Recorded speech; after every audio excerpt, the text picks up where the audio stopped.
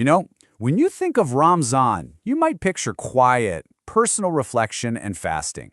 But in the Indian subcontinent, well, it's something else entirely. It's this vibrant, month-long festival where deep spirituality just explodes into an incredible cultural and culinary celebration. So let's dive in and see what makes it so unique. Okay, to really get a sense of the scale here, you have to start with this number, 200 million. That's roughly how many Muslims live in India, making it one of the largest Muslim populations anywhere in the world. So you can imagine when Ramzan arrives, it's not just a quiet observance, it's this massive nationwide cultural event. And that whole event kicks off with this incredible feeling of anticipation in the air. I mean, in the days before the new moon is sighted, mosques are being cleaned, homes are decorated. There's just this special excitement as entire communities get ready to welcome the holy month.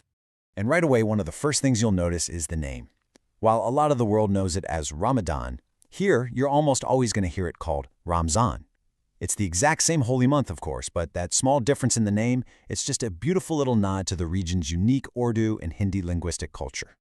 And as soon as that new moon is finally spotted, you'll hear this warm greeting absolutely everywhere. Ramzan ki bahut mubarakbad. It's this heartfelt congratulations on the arrival of such a blessed time, and it just immediately sets this tone of shared joy. And this is where you see how these ancient traditions are just so beautifully kept alive. In cities like Delhi and Hyderabad, you can still find the Musaharati. Think of him as a human alarm clock. He's a town crier who literally walks the dark streets before dawn, beating a drum to wake everybody up for Suhoor, the pre-dawn meal. It's a real echo of history in a super modern world. So from that pre-dawn meal all the way to sunset, the day is spent fasting. But when evening finally comes, the Iftar isn't just about breaking the fast. It becomes an absolute festival for the senses, a culinary celebration that brings families and entire communities together every single night.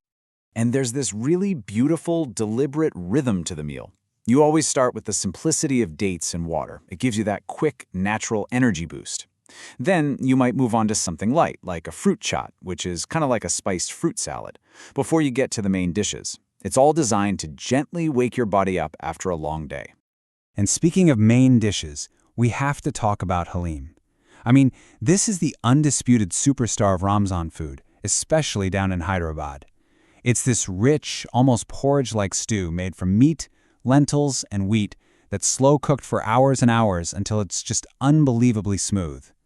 This dish is so iconic that you'll see people of all faiths lining up just to get a taste. It's that good. But of course, the feast is just getting started. No iftar table is complete without some crispy samosas and pakoras, probably a big plate of fragrant biryani, and definitely a glass of roux afza.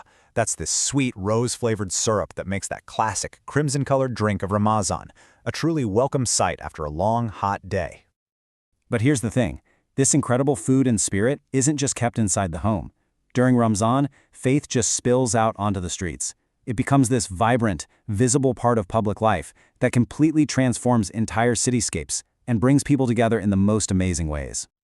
I mean, just picture this. At the historic Jama Masjid in Delhi, every single evening, thousands of people, rich, poor, everyone sitting side by side, they all gather in this massive courtyard to break their fast together. It is just a powerful, breathtaking scene of shared humanity and devotion. And that energy, it just keeps going long after the evening prayer. In Hyderabad, the entire area around the famous Charminar monument turns into a gigantic, bustling night market. The streets are just alive with the smell of food and the sound of bargaining, and that festive vibe lasts all night long, right up until it's time for the next day's Suhoor. You also see this public expression of identity in the way people dress. For men, you'll see a lot of traditional kurta pajamas, often in crisp white, with an embroidered cap, or topi. And for women, you'll see beautiful, colorful salwar kameez or saris, often with a lovely dupatta or scarf draped over their heads, especially for prayer. But you know, beyond all the incredible food and the public gatherings, Ramzan has this much deeper core of social responsibility. It's a month that is really defined by an immense spirit of charity, where looking out for one another really truly takes center stage.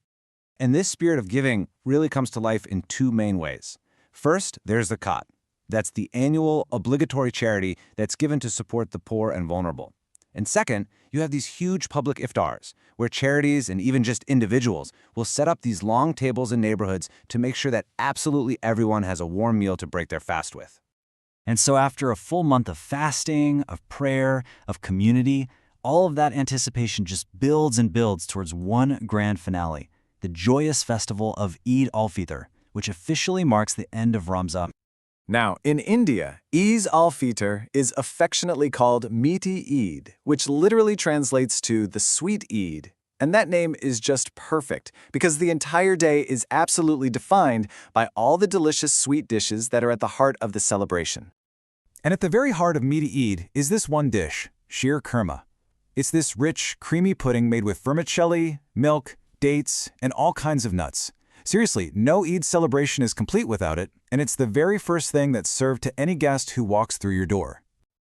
The morning of Eid starts with millions of people gathering for special prayers in these vast open grounds called Eidgahs. And right after the prayers end, the air just fills with the sound of Eid Mubarak, as people hug each other, forgiving any past issues, and just sharing in this powerful, collective joy. And this right here is where you see something truly special. The celebration goes way beyond just the Muslim community. It's a common and really cherished tradition for non-Muslim friends and neighbors to visit Muslim homes to share some of that sheer kurma and other treats. In a country with so much diversity, it's just a beautiful, living example of harmony. So, from the pre-dawn drumbeat of the Musahari to the shared sweetness of Eid, Ramzan in India is just this powerful reminder of how faith, culture, and community can all weave together. And it kind of leaves us with a really fascinating question, doesn't it? In our fast-paced world, how do ancient traditions like these not only survive but actually thrive and find new meaning for everyone?